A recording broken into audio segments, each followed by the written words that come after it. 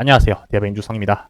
자, 키옥시아 상장과 관련된 이야기를 좀 해보려고 합니다. 자, 키옥시아 상장 관련된 이야기 같은 경우는 2020년도부터 지속적으로 나오던 이야기인데, 과연 이번 12월 달에 상장한다는 이야기가 나오고 있습니다.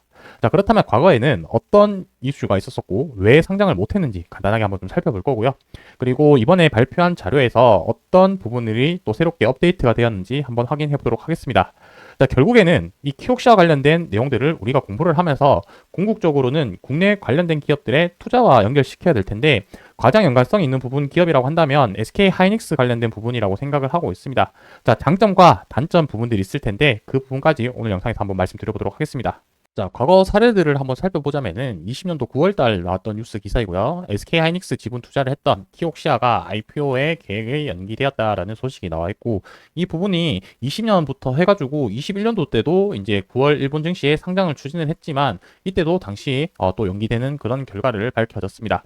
그리고 그 이후에도 22년도에도 이제 22년도 때도 상장이 불투명하다라는 이야기 나왔었고, 23년도도 마찬가지로 그런 이야기가 나오면서 또 추가적으로 어떤 이야기가 나왔냐면, 이제 미국의 웨스턴 디지털과 이제 합병 협상 관련한 이야기들도 나오고 있는 상황이었습니다. 자, 그리고 더 나아가서는 24년도 9월달 뉴스 기사인데, 올해 10월달에 또 상장을 시도를 하려고 했다가 또 철회하는 이런 모습들이 보여왔습니다.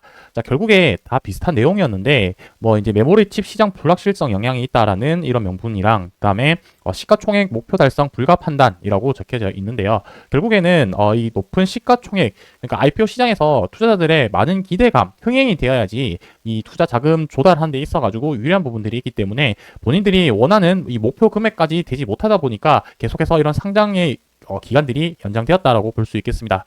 자, 과거에 이런 사례들이 있었었고, 이때만 이제 올 초 9월 달까지만 하더라도 10월 상장이 철폐가 되면서 또 이 부분이 25년도까지 또 넘어가지 않겠냐라는 관점에서 나왔었는데, 오늘 또 관련된 뉴스 기사들을 살펴보면서 또 변화가 어떻게 일어난지 한번 살펴보도록 하겠습니다.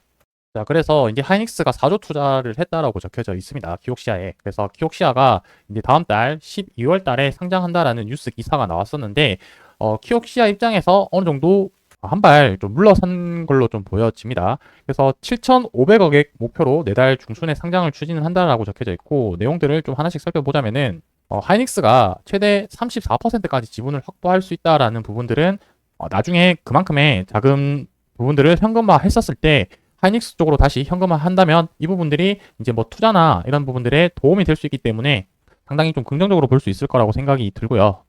자, 과거에 계속해서 일정 연기했던 부분들이 이 뉴스 기사에 좀 자세하게 적혀져 있습니다.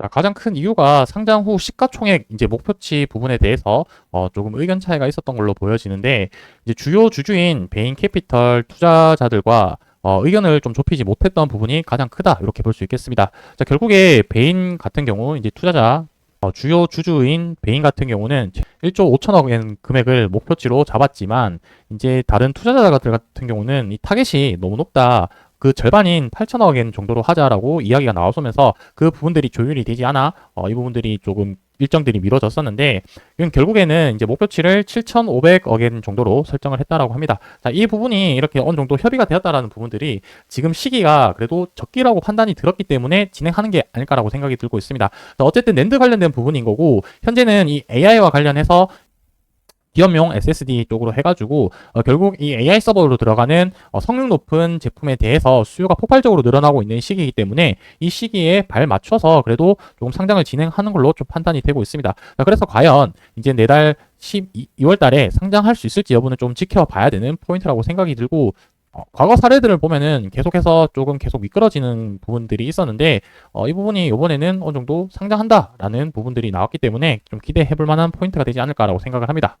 앞서 말씀드린 것처럼 하이닉스 같은 경우는 투자한 금액이 있기 때문에 상장을 했었을 때 뭔가 수혜를 받고 현금을 다시 회수할 수 있는 그런 긍정적인 부분도 있지만, 마냥 좋아할 수 없는 이유라고 한다면은 안 좋은 부분도 있을 수 있겠죠. 그 부분이라고 한다면은 이제 키옥시아에서 계속해서 이야기 나오고 있던 부분들이 웨스턴 디지털과 합병 관련된 이야기들이 나오고 있는데, 아무래도 이 하이닉스에서 지속적으로 반대를 해서 조금 합병하는 거는 좀 쉽지 않다라고 생각이 들곤 있지만, 만약에 합병이 된다라고 가정을 한다면은 이 지금 낸드 플래시 시장의 점유율을 많이 뺏기는 부분이 있기 때문에 하이닉스의 입장에서는 좋지 못하다라고 볼 수 있겠습니다. 현재 삼성전자가 1등인데 점유율이 한 37% 정도로 나타나 있고요.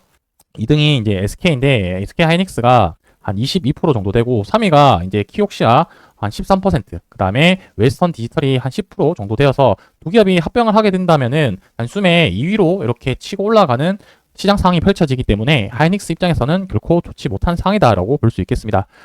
이러한 장단점을 알고 이제 12월 달에 키옥시아 합병 관련된 이야기들을 보면서 하이닉스 관련된 부분들의 주주분들이 한다면은 조금 관심 있게 봐야 될 기사라고 생각이 들고요. 그 외적으로도 이 낸드 플래시 SSD 관련된 기업들도 한국에 많이 있다 보니까 그 기업들까지도 어떤 영향을 미칠 수 있을지 같이 보면서 말씀드리도록 하겠습니다. 오늘 영상 여기서 마무리하고요. 저는 다음번에 또 인사드리도록 하겠습니다. 감사합니다.